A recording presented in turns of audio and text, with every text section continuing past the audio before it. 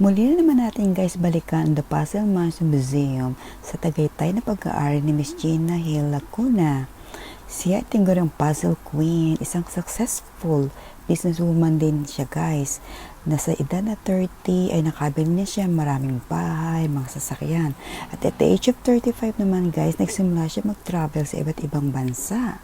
At noong taon namang 2012 November, ay kinilala siya bilang isang Guinness World Record ng the largest collections of jigsaw puzzle. Meron siyang 1,012 collections that time at sa ngayon ay meron siyang 1,500 collections. Yung nga lang sayang noong 2014 ay namaalam na siya. Bukod sa unang collections niya ng mga wooden, 3D, 4D ay nadagdagan din ito ng mga crystal forms at saka embossed puzzle. Natiling hawak niya ang titulo bilang largest collector ng puzzle until 2017. Hindi biro guys ang mag-put up together ng ganito napakaraming mga puzzle. At dahil sa patience at perseverance ni Miss Gina, ay nabuo nga niya ito ng 28 long years.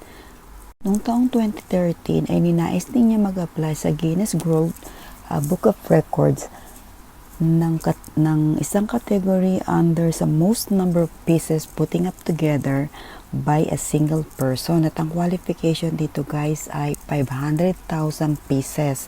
At that time ay meron na siyang 585,000. So qualified na siya guys. Pati picture niya at family pictures nila ay bumuo rin siya ng puzzle.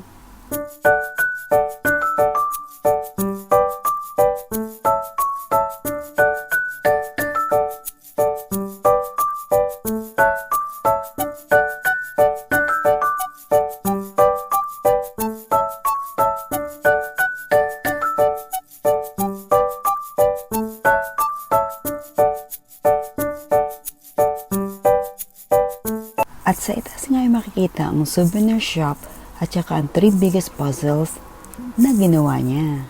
Ito ang kanyang first biggest puzzle.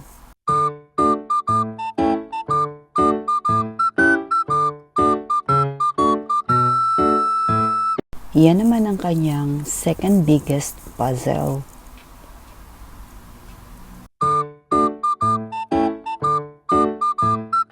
At yan naman ang kanyang third biggest puzzle.